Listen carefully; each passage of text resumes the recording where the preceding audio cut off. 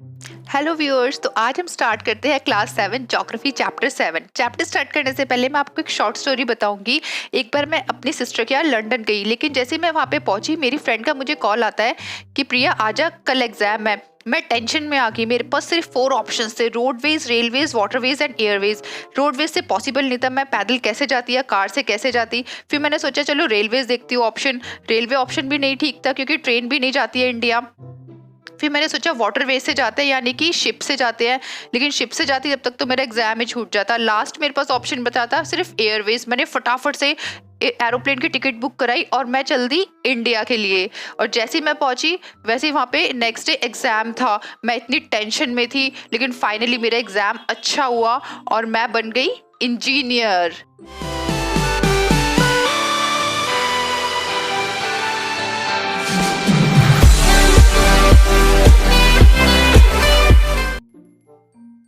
Start करते हैं हम chapter human environment, settlement, transport and communication. इस चैप्टर में देखिए क्या है। इस चैप्टर को स्टार्ट करने से पहले हम देखेंगे कि चैप्टर 1 में हमने जो पढ़ा था कि जो पीपल्स थे पहले के टाइम पे, उन्होंने फूड, क्लोथिंग और शेल्टर के लिए क्या करा था, एनवायरनमेंट चेंज कर दिया था। अपने अकॉर्डिंग वो एनवायरनमेंट चेंज करते गए थे। अब इसमें क्या है हमारा, इसमें हम पढ़ेंगे कि सेटलमेंट क्या होता है। सेटलमेंट होता है कि जहाँ पे लोग अपना घर बना के रहते हैं। पहले के टाइम पे ऐसा होता था कि लोग ट्री में, केव में रह रहे हैं, लेकिन धीरे धीरे करके वो क्रॉप ग्रो करने लगे थे। अब उस क्रॉप को ग्रो कर दिया है तो उसको रखने के लिए उन्हें एक जगह चाहिए, परमानेंट होम चाहिए। तो फिर इन्होंने धीरे धीरे करके अपना घर बनाना शुरू कर दिया परमानेंट। तो हो गया हमारा सेटलमेंट।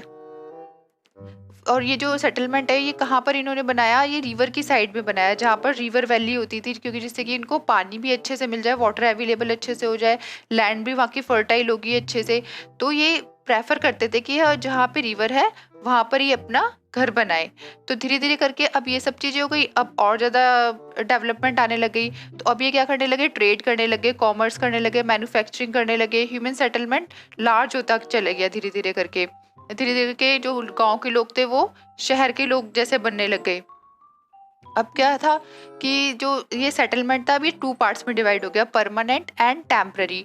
अब जो टेम्पररी सेटलमेंट था वो थोड़े टाइम के लिए, शॉर्ट टाइम के लिए, जैसे घर बना लिया है, हमें पता है 6 महीने हमें यहाँ पे रहना है, 6 महीने हमें कहीं और रहना है, तो उन्होंने 6 मंथ के लिए बना लिया, तो वो एक तरीके से टेम्पररी सेटलमेंट हो गया। और जो परमानेंट सेटलमेंट होता है हमारा, परमानेंट सेटलमेंट होता है जो हमें परमानेंटली बना के रखना है कि यहाँ हमें 100 साल या फिर 50 साल, हमें 50 ईयर्स यहाँ यहीं पे रहना है। तो जो हमारा परमानेंटली होता है घर, तो उसे बोलते हैं परमानेंट सेटलमेंट, और जो टेम्पररी बेसिस पे होता है उसे बोलते हैं हम टेम्पररी सेटलमेंट। अब देखिए यहाँ पर ये ब्लू बॉक्स में दिया है, डू यू नो में, कि साइट क्या होता है। अब साइट वो जगह होती है जहाँ पर सेटलमेंट डेवलप होता है, जहाँ पे सेटलमेंट बनाया जाता है। तो साइट पे कि हमें क्या क्या चीज़ें देखनी चाहिए, कि क्या क्या चीज़ें होनी चाहिए। एक तो फेवरेबल क्लाइमेट, मतलब क्लाइमेट अच्छा होना चाहिए, फेवरेबल होना चाहिए, वहाँ पे पानी अच्छे से मिलना चाहिए, और जो सॉइल होती है वहाँ की वो बहुत फर्टाइल होनी चाहिए, तभी अच्छे से रह पाएंगे। यहाँ पर देखिए एक स्टोरी बताई हुई है मैरी की। मैरी की बर्थडे पार्टी होती है, तो वो अपने फ्रेंड्स के साथ अपनी एक और फ्रेंड का वेट कर रही होती है, गुरप्रीत का। लेकिन जब गुरप्रीत पहुंचती है तो वो बोलती है कि यहाँ पर बहुत ज़्यादा वहाँ बहुत ज़्यादा ट्रैफिक था, इस वजह से सॉरी, मैं आ नहीं पाई टाइम से, आई एम रियली सॉरी। तो जो मैरी की मदर होती है ना, वो बोलती है कोई बात नहीं बेटा, हमें पता है यहाँ पर बहुत सिटी में बहुत ट्रैफिक रहता है। तो उनके घर पे ना एक और पर्सन आया होता है, प्रसाद। तो वो जो है ना, वो गांव से आया होता है, रूरल एरिया से आया होता है। तो बोलता है कि ना यार अच्छा है, हमारे यहाँ तो ऐसा कोई पॉल्यूशन वॉल्यूशन नहीं है, वहाँ पे तो बहुत अच्छा है गांव में तो, और फ्रेश एयर है।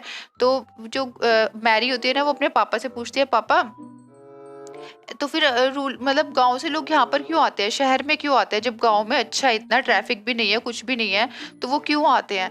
तो फिर उसके पापा कहते हैं बेटा यहाँ पर जॉब अच्छी है, यहाँ पर स्कूल की फैसिलिटी अच्छी है, एजुकेशन की फैसिलिटी अच्छी है, इसलिए लोग यहाँ पर आते हैं, मेडिकल की फैसिलिटी अच्छी है, इसलिए लोग गाँव छोड़ के यहाँ पर आते हैं सिटी में। तो बोलती है अच्छा, तो फिर अगर ऐसे सब लोग आने लगेंगे तो फिर तो सिटी में बहुत दिक्कत हो जाएगी, बहुत कंजेस्टेड हो जाएगा। तो बोलते हैं हाँ ये प्रॉब्लम तो है, जब इस प्रॉब्लम की वजह से तो इतना ट्रैफिक हो रहा है, तभी तो जो फिर जो रूरल एरिया से आते हैं, गांव से लोग आते हैं, उनके लिए रहने के लिए होता नहीं है, परमानेंट जो सेटलमेंट है वो नहीं हो पाता है, वो ऐसे ही छोटी मोटी झुग्गी वगैरह डाल के रहते हैं, इस वजह से उन्हें और ज़्यादा प्रॉब्लम होती है। तब उसे पता चलता है कि अच्छा, इसका मतलब परमानेंट और जो टेम्पररी सेटलमेंट है उसमें क्या डिफरेंस है। तो इस स्टोरी से हमें ये पता चल गया है एक तो कि परमानेंट और जो हमारा टेम्पररी सेटलमेंट होता है उसमें क्या डिफरेंस है, और अर्बन एरिया और रूरल एरिया में क्या डिफरेंस है। अब देखिए नेक्स्ट में बोला गया है कि यहाँ पे 2 टाइप्स के सेटलमेंट दिए हैं, एक कॉम्पैक्ट सेटलमेंट और एक स्कैटर्ड सेटलमेंट। कॉम्पैक्ट सेटलमेंट जो होता है हमारा वो जो पास पास में जो घर होते हैं, देखिए जैसे यहाँ पर इस फिगर में दिया है, देखो पास पास में बने हुए हैं कितने घर, तो ये हमारा कॉम्पैक्ट सेटलमेंट। और अगर से दूर दूर में बने होते हैं, ये देखो पास पास मैंने घर, ये कॉम्पैक्ट सेटलमेंट है। और ये जो नेक्स्ट फिगर है ये हमारी स्कैटर्ड सेटलमेंट के, स्कैटर्ड मतलब बहुत दूर दूर, देखो कितने डिस्टेंस पे बने हैं, कितना अच्छा है, ग्रीनरी ग्रीनरी भी लग रहा है अच्छे से। तो ये हमारा स्कैटर्ड सेटलमेंट है। तो ये 2 टाइप्स के होते हैं। और भी देखो एक और सेटलमेंट होता है हमारा ये वाला, जहाँ पर बहुत ज्यादा रेनफॉल होती है ना, तो वहां पर लोग क्या करते हैं, घरों को थोड़ा ऊंचा ऊंचा बना लेते हैं, मतलब बहुत सारे डंडे वगैरह, बोलते हैं ना एक तरीके से बांस जो होती है वो, स्ट्रॉ वगैरह, तो उसको उसके ऊपर वो घर बनाते हैं। क्यों? क्योंकि अगर बारिश आएगी तो उनका घर बह ना जाए। तो इस वजह से देखो यहाँ पर भी देखो कैसे स्ट्रॉ के ऊपर इन्होंने घर बनाया हुआ है। तो ये वहां पर बनाए जाते हैं इस इस टाइप के जहाँ पर रेनी सीजन होता है, बहुत ज्यादा रेन होती है। तो ये जो है इस टाइप के हाउसेस को बोला जाता है स्टिल्ट्स। अब देखिए नेक्स्ट है हमारा ट्रांसपोर्ट। अब पहले के टाइम पे ट्रांसपोर्ट कैसे होता था, एक जगह से दूसरी जगह पे जाने के लिए पैदल जा रहे हैं लोग या फिर एनिमल्स का यूज कर रहे हैं। लेकिन आजकल तो कितना सारे इन्वेंशन हो गया है, जब से व्हील का इन्वेंशन हुआ है तब से ट्रांसपोर्ट ईजियर हो गया है, व्हीकल्स बन गए हैं। अब एक जगह से दूसरी जगह पे ले जाने के लिए बहुत ईजिली ले जा सकते हैं हम किसी भी सामान को। तो देखिए अब पहले के टाइम पे क्या यूज होता था, डोंकी वोंकी यूज होते थे, कैमल्स यूज होते थे। लेकिन आजकल क्या है, हमारे ट्रेन वगैरह ये सब चीजें यूज होती हैं। तो इसमें लिखा हुआ है एंडीज माउंटेन पे साउथ अमेरिका में लमास यूज होते हैं। लमास एक एनिमल होता है और याक्स होते हैं तिब्बत में यूज। लेकिन आजकल क्या है, आजकल तो बहुत सारे हमारे पास मीन्स ऑफ ट्रांसपोर्ट हो गए हैं। अब कितने टाइप्स के मीन्स ऑफ ट्रांसपोर्ट है वो देखते हैं। ये हमें अच्छे से लर्न करना है कि 4 टाइप के मीन्स ऑफ ट्रांसपोर्ट होते हैं, roadways, railways, waterways and Airways. हम इसको एक एक करके अच्छे से रीड करेंगे। अब देखिए रोडवेज में क्या होता है, एक होती है पक्की सड़क और एक होती है कच्ची सड़क। अब पक्की सड़क किसको बोलते हैं, जो मेटल्ड होती है, जो कि हमें इस फिगर में दिखाई दे रही है, देखो मेटल्ड है, कितनी अच्छी सी सड़क बनी हुई है ये। और जो होता है हमारा अनमेटल्ड, वो ये देखो ये कच्ची सड़क, यानी कि मिट्टी मिट्टी है इस सड़क पे, पूरे पे अच्छे से बनी नहीं हुई है, तो इसको बोलते हैं हम अनमेटल्ड रोड। अब देखिए यहाँ पर ये ब्लू ब्लू बॉक्स में दिया हुआ है हमें, तो ये देखिए नेशनल हाईवे का बताया हुआ है कि जो नेशनल हाईवे बना है हमारा वो एक गोल्डन क्वाड्रिलेटर है। गोल्डन क्वाड्रिलेटर के नाम से है, जो कि वो किस किस को कनेक्ट करता है, कौन कौन से स्टेट को, दिल्ली, मुंबई, चेन्नई और कोलकाता को। सोचो अब तो इतना इन्वेंशन हो गया, इतने अच्छे से रोड बन गई है। और एक मनाली टू ले हाईवे है हिमालय माउंटेन के पास में, तो मनाली तो है ही ऊंचाई पे इतना, और उस पे भी एक हाईएस्ट रोडवे बना हुआ है, तो सबसे हाईएस्ट रोडवे वर्ल्ड का है। तो अब देखिए जो रोड है वो अंडरग्राउंड भी बिल्ड होती है, जो मतलब जमीन के नीचे भी ये रोड बनाई जाती है, तो उसको बोलते हैं सबवे और अंडरपाथ। नेक्स्ट है हमारा रेलवे। देखिए रेलवे का जब से इन्वेंशन हुआ तब से चीजें बहुत इजी हो गई है, एक जगह से दूसरी जगह पे आराम से सामान ले जाया जाता है। तो पहले के टाइम पे क्या होता था, पहले स्टीम इंजन हुआ करते थे, लेकिन आजकल क्या है, डीजल और इलेक्ट्रिक इंजन हो गए हैं। उसने जो पहले स्टीम इंजन था उसको रिप्लेस कर दिया गया है, और सुपर फास्ट ट्रेन भी हो गई हैं, जिससे कि हम कम टाइम पे इजिली जल्दी से पहुंच जाएं एक जगह से दूसरी जगह पर। अब देखिए यहाँ पर एक ये दिया हुआ है कि एक ट्रेन है जिंग टू लियास, तो वो कितने एल्टीट्यूड पे, कितने हाइट पे, 4000 मीटर, तो जो कितना ऊपर है, कितने ऊपर हाइट पे बनी हुई है वो ट्रेन। तो ये कहाँ पर है, ये हमारी चाइना में। अब देखिए एक और दिया हुआ है इन्होंने यहाँ पर, ये ट्रांस साइबेरियन रेलवे, सबसे लंबी रेलवे है ये। और ये कहाँ से लेकर कहाँ तक कनेक्टेड है, ये देखो सैंट पीटरबर्ग दिखाई दे रहा है आपको मैप में, ये देखिए ये लिखा हुआ सैंट पीटरबर्ग, ये देखिए सैंट पीटरबर्ग लिखा है। और ये यहाँ से कनेक्ट होते होते ये डॉटेड डॉटेड लाइन कहाँ तक जा रही है, देखो ये जा रही है हमारी ये लास्ट तक। देखिए लास्ट में क्या लिखा हुआ है हमारा, ये व्लादिवोस्टोक, ठीक है। तो ये वाले एरिया, इस एरिया तक जा रही है, सोचो कितनी लंबी है ये ट्रेन। तो ये हमारी रशिया में है। अब नेक्स्ट आ जाते हैं हम वाटरवेज पे। वाटरवेज टू टाइप्स के होते हैं, इनलैंड वाटरवेज और सी रूट्स। अब इनलैंड वाटरवेज वो होते हैं जो हमारी सिर्फ कंट्री के अंदर ही, मतलब रिवर में जो शिप्स और बोट्स वगैरह चल रही है उसे बोलते हैं हम इनलैंड वाटरवेज। और सी रूट्स होते हैं जो ओशियन में हमारा जो भी ट्रेड हो रहा है, जो भी शिप वगैरह चल रही है उसे बोलते हैं हम सी रूट्स।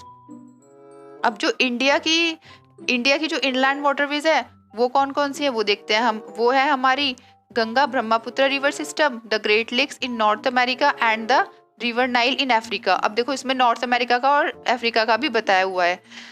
अब देखिए नेक्स्ट है सी रूट। सी रूट किस लिए यूज होता है? सी रूट मोस्टली यूज होता है मर्केंडाइज के लिए, गुड्स एक कंट्री से दूसरी कंट्री में भेजने के लिए। अगर मतलब कोई सामान अगर हमें भेजना है एक कंट्री से दूसरे कंट्री में तो हम शिप के थ्रू भेजेंगे, तो हमें क्या करना होगा? हम किसका यूज करेंगे? सी रूट्स का यूज करेंगे।